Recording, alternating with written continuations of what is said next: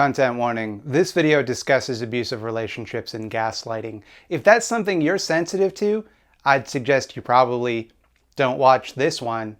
And I'm the one that made it and benefits if you watch it. And I'm telling you, you don't want, if it's going to be upsetting, you don't need that in your life.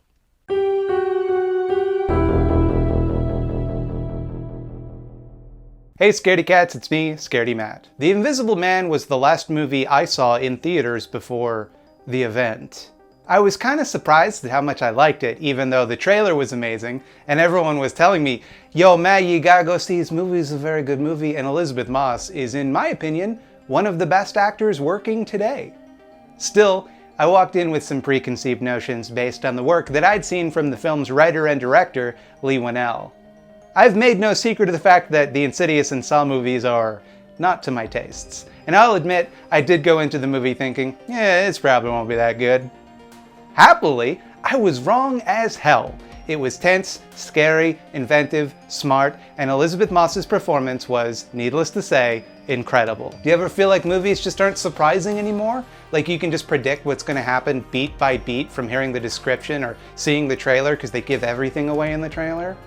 More than once during this movie, I found myself saying, holy shit, I can't believe that just happened. Adapting H.G. Wells' story in the modern day has always been kinda hokey. It has produced mixed results because just the guy who's invisible, not that scary. It's scarier than a regular guy, like a visible guy, for sure, but otherwise, it's not as scary as a Dracula. Invisible Man 2020 solves this problem really elegantly. How do you make an invisible man more scary? You make the man scary first, then you make him invisible. Then it's an invisible scary man. Usually the story goes a little different, like the idea is that receiving the power to become invisible drives a good man to do bad things. And that's scary, like on an existential level, like who am I, you know? But I'm not really afraid I'm gonna turn invisible. Like that's not a relevant concern of mine. But an abusive partner? That's a thing that happens all the time. That's a thing I've seen happen to people. Give a guy like that the power of invisibility and it's genuinely chilling. The movie, wisely in my opinion, never really gives us a detailed account of the abuse that Cecilia suffers at the hands of Adrian. All we see is how scared she is of him, how much she's willing to risk to get away from him, and just how difficult it is. We know he's doing something horrible to her, and the specific details of what that is don't matter. What matters is how Cecilia feels about them. The entire movie is kind of a metaphor for trying to overcome abuse. Adrian gaslights Cecilia. He separates her from her family and friends, ruins her career, and makes her dependent on him, even though he's faking his own death. Law enforcement and pretty much everyone else in her life don't believe Cecilia, echoing the way that real-life abuse survivors are often not believed. And I think this is all handled really tactfully in the movie. I'm not going to say that I think the movie is problematic. I don't think it is. Maybe it is in some way that I don't see, but that's not what I want to say. It's just like, okay. I think if someone comes to you saying that they are being abused, you should take that very seriously. You should help that person if you can. In real life, if a woman comes to you and says, my boyfriend is abusing me, and you're like, I don't know about that, where's the evidence? You're kind of a piece of garbage. Like, you hear a lot of people balk at this, like, where's innocent until proven guilty? And yeah, in a courtroom, that's the standard.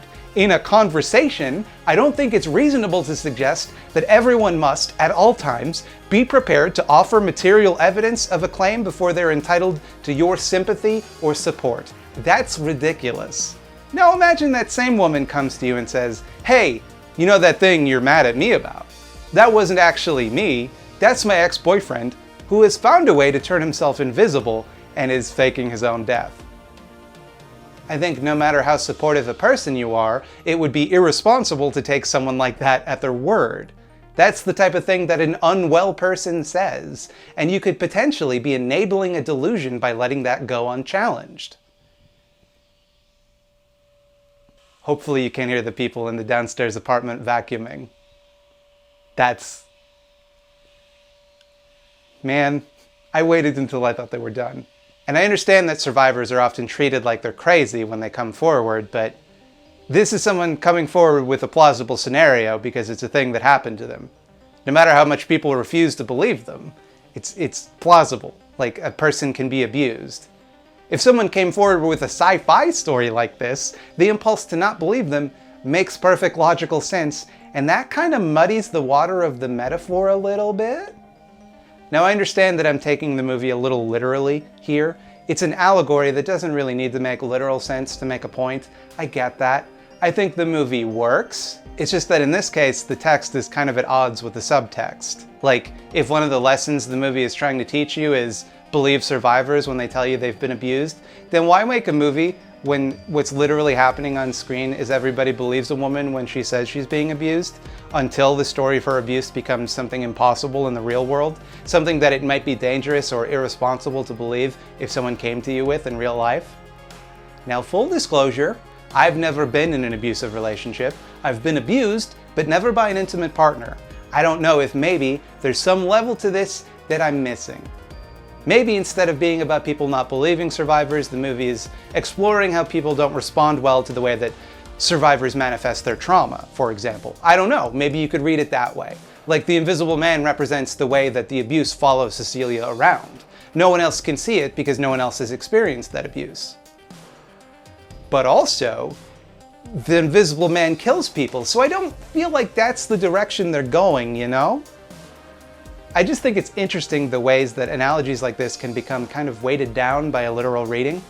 It's kind of like how St. Jaculus describes the way that talking animal racism allegory movies break down when you consider that framing interspecies prejudice as analogous to racism neglects that there's good reasons why a delicious gazelle would fear a cheetah. This story is forced to grapple with a difficult contradiction, layering a metaphor for a decidedly unfair and irrational form of bigotry onto what's actually a pretty valid and reasonable divide. In real life, there are very good reasons to be afraid of cheetahs in ways that aren't true of racial minorities, with the possible exception of the cheetah men.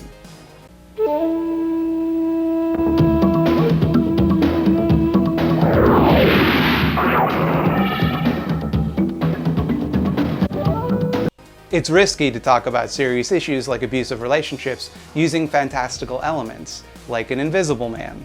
It runs the risk of making the real thing you're talking about seem equally fantastical or easy to dismiss. You might not even recognize the real-life thing that the movie is talking about because you're too focused on the fantastical elements. And despite the way that the metaphor kind of rubs up against the text of the film in uncomfortable ways, I don't think the Invisible Man falls into this trap. Without being maudlin, the movie does a great job of showing you the stakes for Cecilia, of showing exactly what she's up against and what will happen if she doesn't succeed. It's a tight balancing act between keeping the movie somehow light and watchable while still dealing tactfully with some of the darkest subject matter imaginable, subject matter that movies like this often trip over. Part of the way that the movie does this is by keeping the focus on Cecilia and her experience. She is the hero of the story, and she's treated like it. She's a well fleshed out character with a satisfying arc, and she never feels like kind of a second thought as the non-monster characters in a lot of horror movies often do. Like, you know how you end up rooting for Jason to kill all the shitty teens? This is a movie where you're not gonna root for the monster. You are genuinely afraid for the safety of all of the characters, none of whom ever seem fully out of danger. Elizabeth Moss deserves a lot of the credit for this. Not only did she portray a character, but her performance has to convince the audience that there is also a second invisible character chasing her, and make that invisible character scary to the audience, and she friggin' nails it. It's such a complicated thing to have to do as an actor, and she makes it look effortless. I think The Invisible Man is a must-see. I mean, you can't see him, but you should see the movie named after him.